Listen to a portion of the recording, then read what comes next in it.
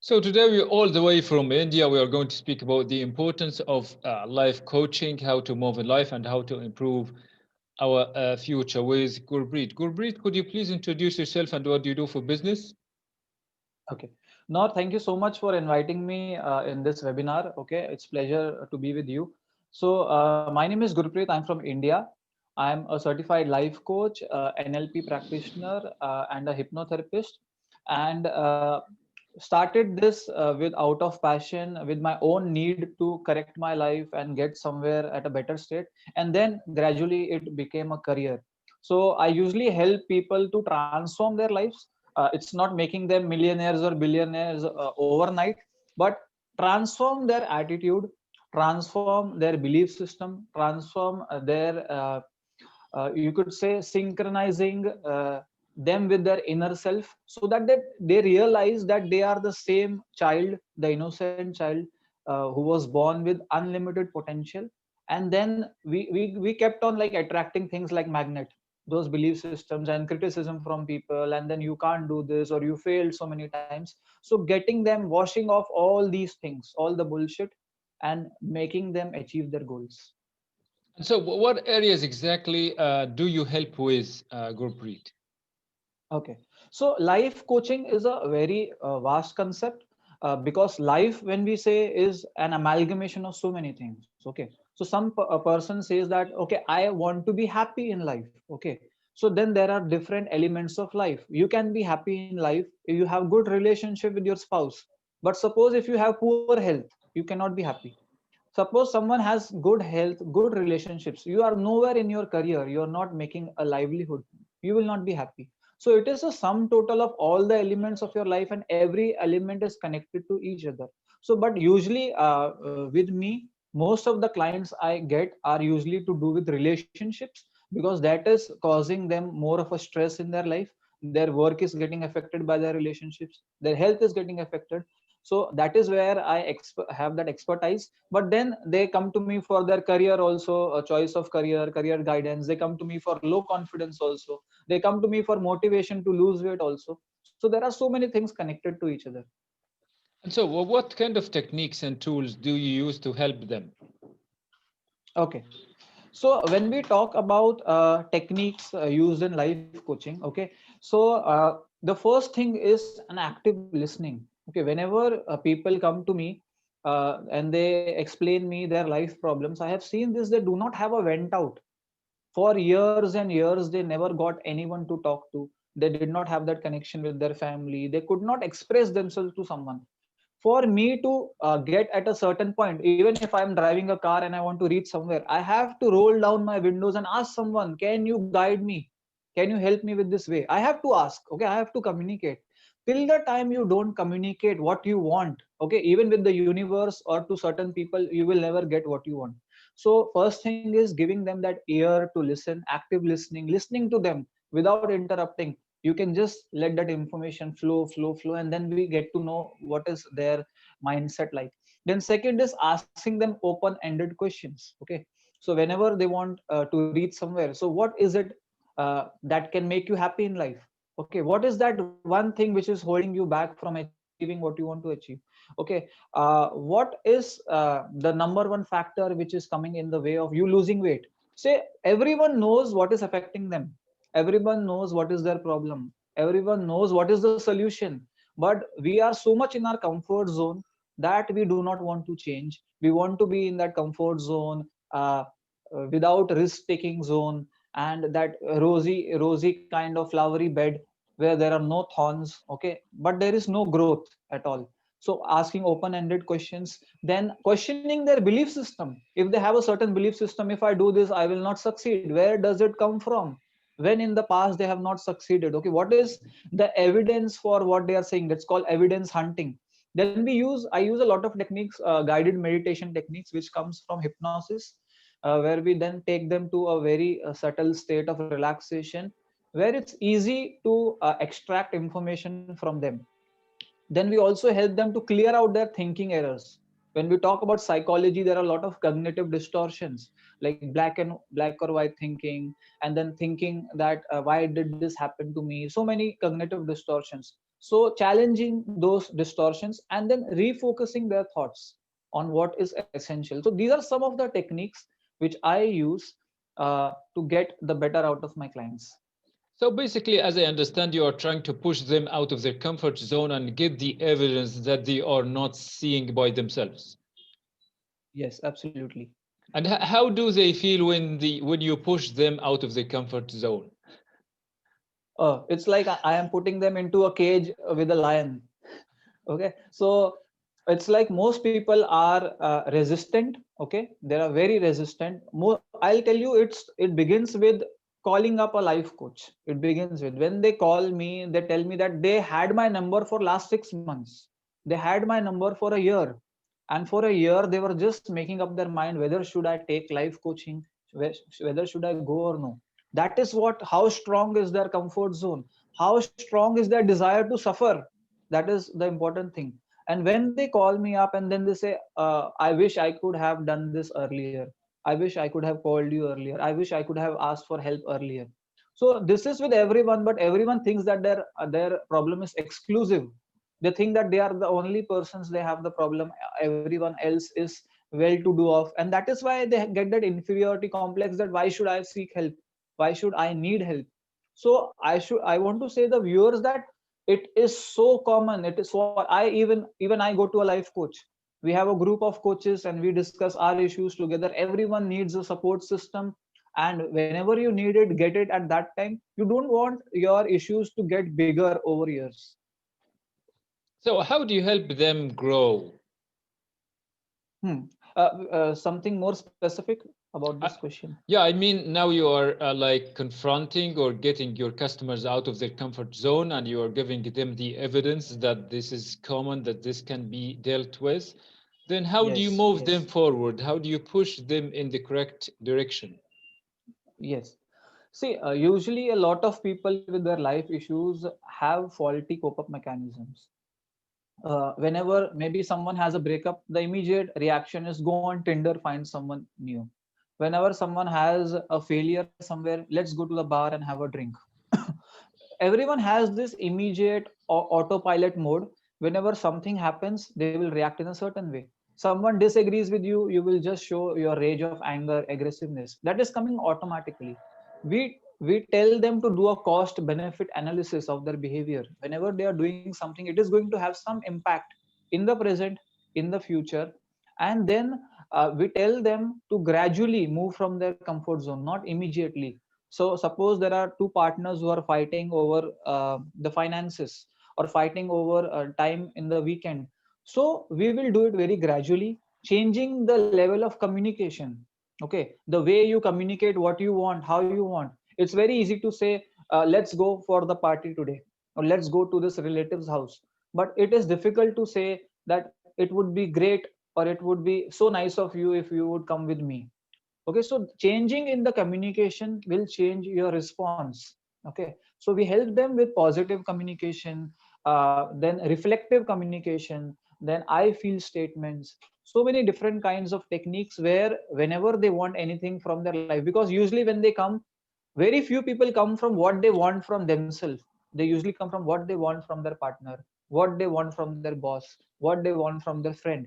It is usually not self-centered, it is asking externally. So we have to shift them gradually from asking things externally to generating those things internally, so that when you have it coming from that internal source, you will no longer hunt it from other people. And how difficult is this realization that people need to ask themselves, not to ask the other world? Hmm. It is, in fact, quite difficult, because from the childhood we have been consciously, subconsciously being programmed in such a way. The small child, okay, is actually without even training knows that I would need to ask for milk, and the milk is being fed by the mother. Okay, then when we grow up, we have other needs which we start asking for. We asking for with respect to materialistic needs or our survival needs. Yes, we do need to depend on certain people for that.